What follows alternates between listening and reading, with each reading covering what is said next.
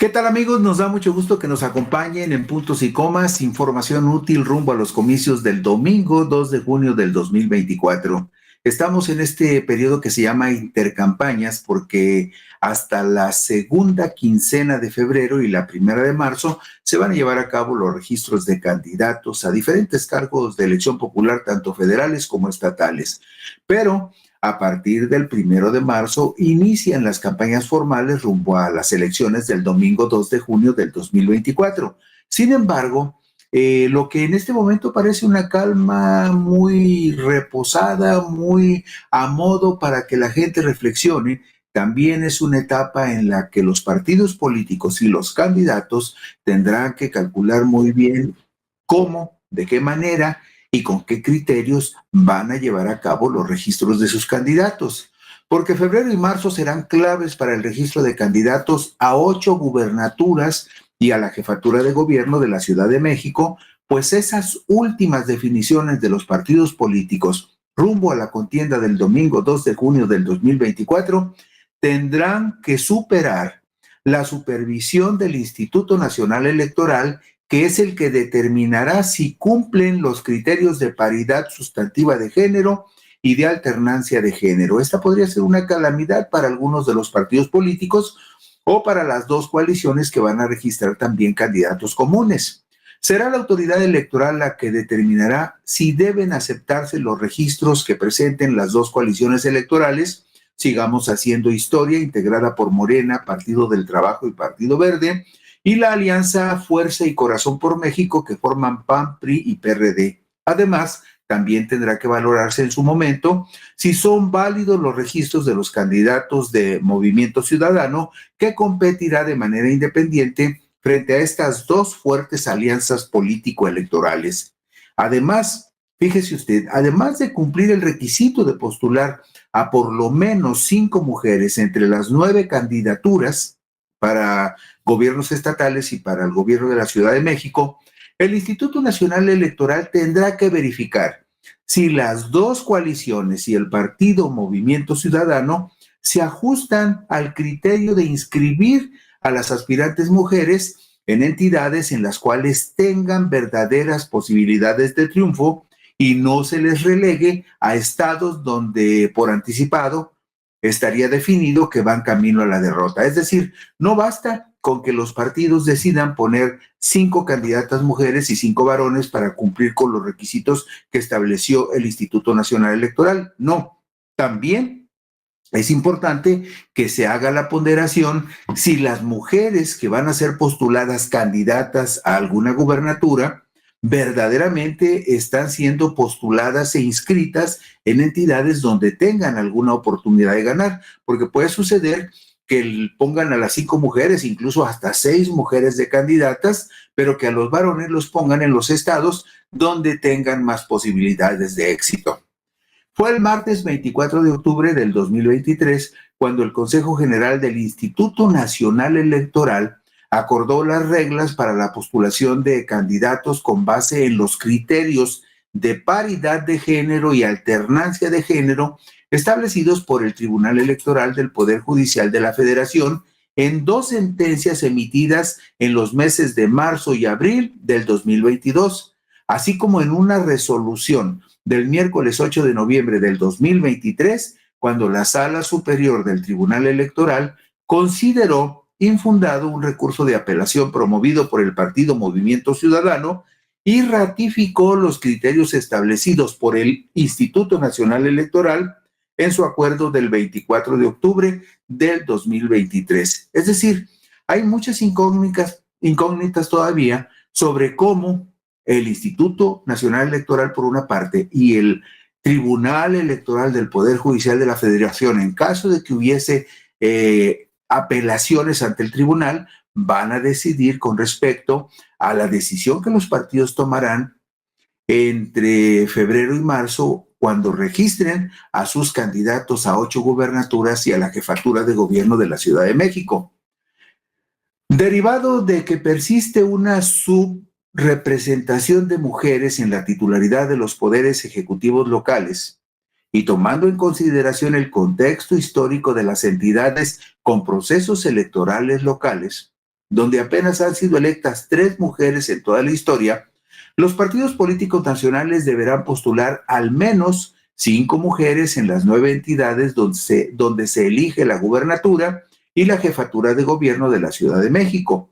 Lo anterior se considerará tanto para las candidaturas que postulen los partidos políticos nacionales en lo individual como en coalición o en candidatura común.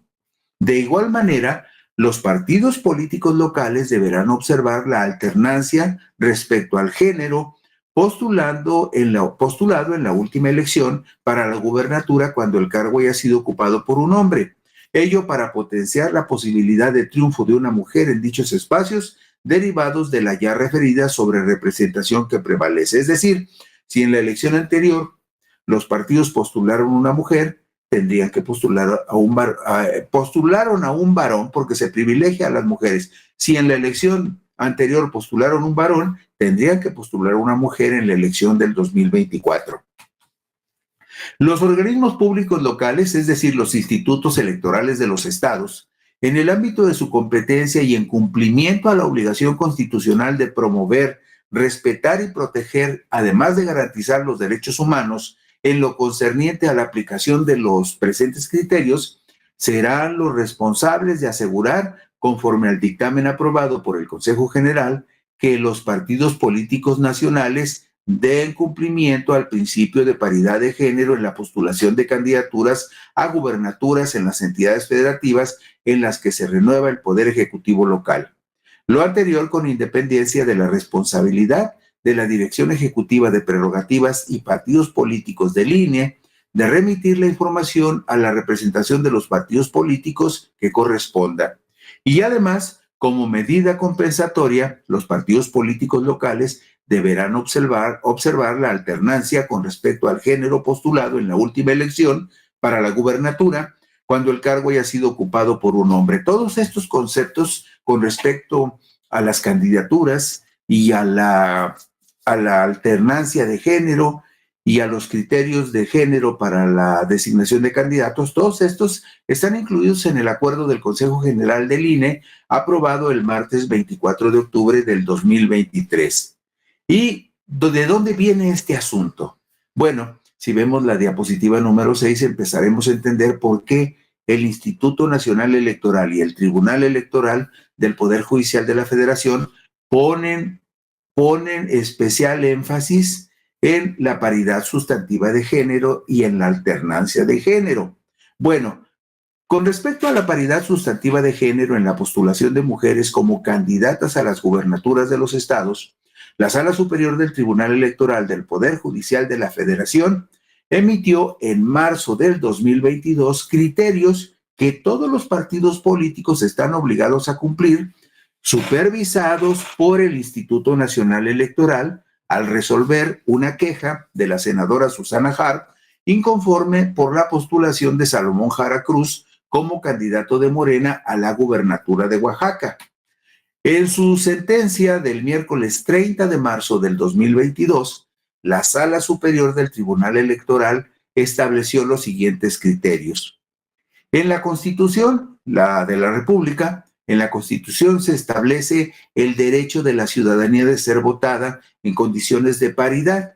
y se prevé que entre los fines de los partidos políticos está hacer posible el acceso al poder público y fomentar el principio de paridad, por lo que tendrán que observarlo en la postulación de candidaturas. Así, que las legislaturas federal y locales no hayan emitido la ley atinente, o sea, la ley respectiva tocante a este tema o perteneciente a este tema, no es obstáculo para que los partidos políticos establezcan mecanismos que garanticen la postulación paritaria sustantiva, porque esos institutos políticos siempre han estado vinculados al cumplimiento de este principio. Lo que dice el tribunal es, aunque las legislaturas de los estados donde va a haber elección de gobernador no hayan legislado con claridad con respecto a la paridad de género, como es un mandato constitucional, el tribunal instruye al Instituto Nacional Electoral para que haga cumplir ese precepto constitucional de la paridad sustantiva de género y de la alternancia de género. Es decir, es la aplicación de la Constitución a través del INE y ratificada por el Tribunal Electoral.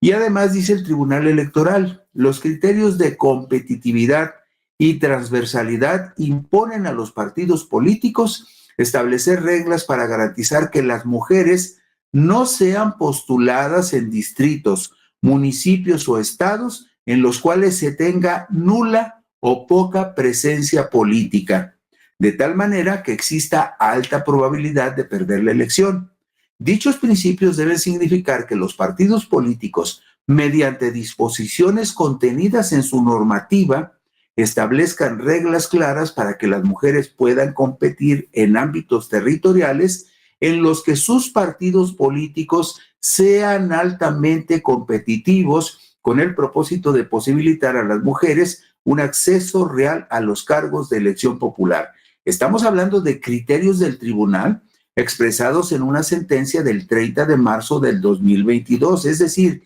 criterios que de acuerdo con la interpretación que hace el máximo tribunal electoral tendrían que acatar los partidos políticos. Y todos ustedes, quienes están de aquel lado, saben muy bien que los partidos políticos no respetan en lo general estos criterios, preferirían que no existieran porque ellos prefieren ningunear a las mujeres, poner a los varones en las mejores candidaturas, en las que tienen más posibilidades de éxito, y relegar a las mujeres a las candidaturas donde están prácticamente destinadas a perder. Por eso les decimos que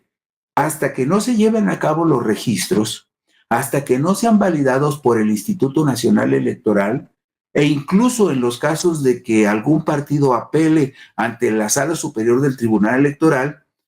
están establecidos estos criterios que, les guste o no, a los partidos políticos tendrán que cumplir. Todos estos criterios sobre la paridad sustantiva de género fueron reiterados por la Sala Superior del Tribunal Electoral en otra sentencia emitida el viernes 22 de abril del 2022 al resolver un juicio para la protección de los derechos políticos promovido por Maki Esther Ortiz. Esto lo vemos en la diapositiva 9. Maki Esther Ortiz es expresidenta municipal de Reynosa, quien impugnó la postulación de Américo Villarreal Anaya como candidato de Morena a la gubernatura del estado de Tamaulipas. Esta resolución con respecto a Maki Esther Ortiz y también la resolución del tribunal con respecto a la queja de Susana Harp son las que establecen estos precedentes donde el tribunal dice, si los partidos no han legislado, deben legislar en la materia, pero si los partidos no legislan en la materia,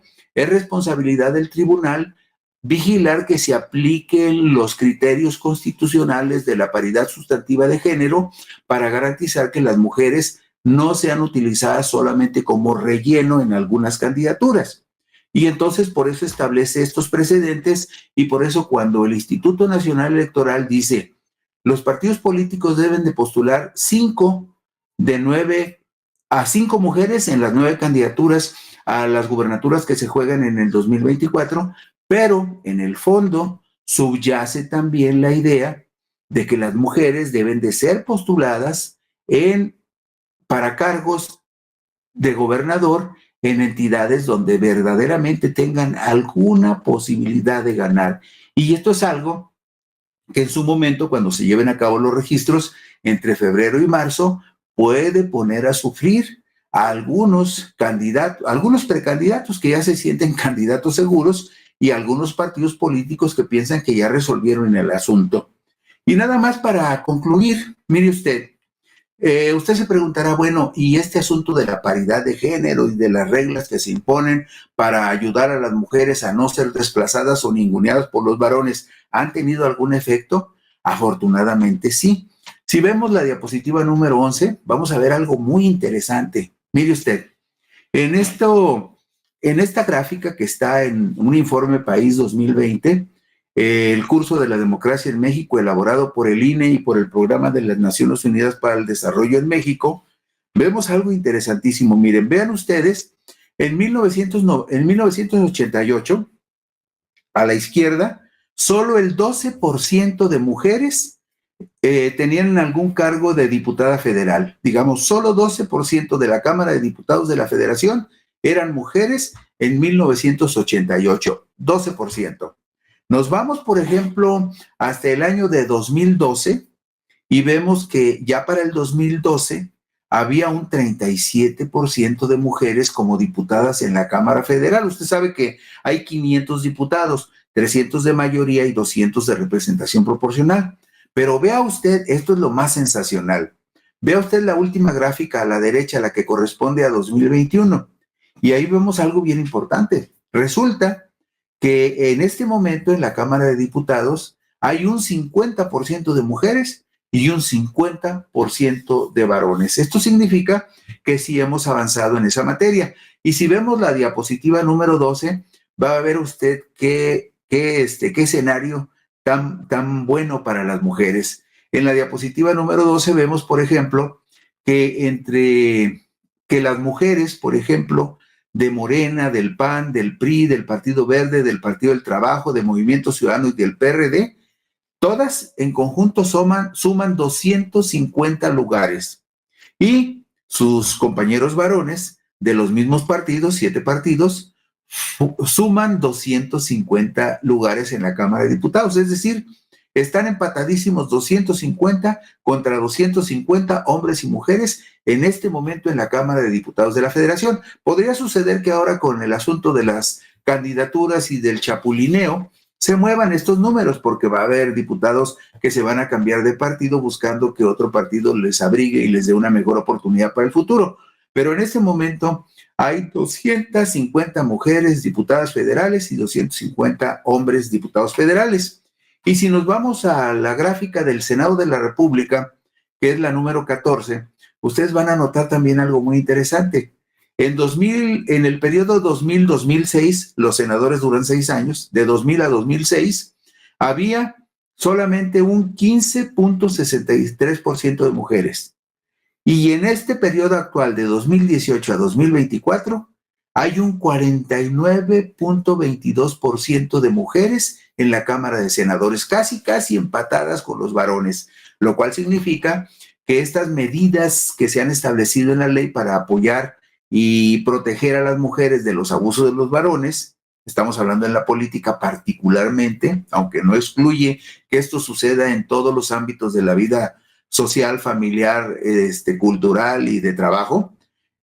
casi están empatadas las mujeres y los varones en la representación en el Senado. Y si nos vamos a la diapositiva número 16, para no quedarnos con esa tentación, vean ustedes este dato. En este estudio, Informe País 2020, se hace el compendio de todos los diputados locales que hay en los 32 congresos de los estados de la República. Bueno, pues en ese consenso de los 32 congresos de la República, en el 2014, un 26% de los diputados locales eran mujeres. Pero vea usted, en el 2021, aunque usted no lo crea, en este momento, en los congresos estatales, en la suma de los congresos estatales, el 54% son mujeres contra el 46% de los varones. Y esto se explica porque, por ejemplo, si nos vamos a la diapositiva 17, vamos a ver que, por ejemplo, en Coahuila, el 60% de los diputados son mujeres. Pero si nos vamos a Oaxaca, vemos también que el 60% de los diputados son mujeres en la diapositiva 18. Pero la sorpresa es que en la diapositiva número 19 vemos que en Jalisco el 64% de los diputados del Congreso local son mujeres y en Michoacán el 63% son mujeres. Esto significa que sí se ha avanzado muchísimo y que vale la pena que se establezcan normas y reglas que protejan los derechos de las mujeres para que ellas también puedan llegar a cargos de representación popular. Y lo más importante, que estos criterios ya están establecidos por el Tribunal Electoral, los tiene que aplicar y vigilar el Instituto Nacional Electoral, y entre febrero y marzo veremos qué partidos van a estar sufriendo por no cumplir con las normas de paridad sustantiva de género y de alternancia de género. Y con esto concluimos hoy Puntos y Comas. Gracias por su gentileza. Mañana por aquí nos encontraremos.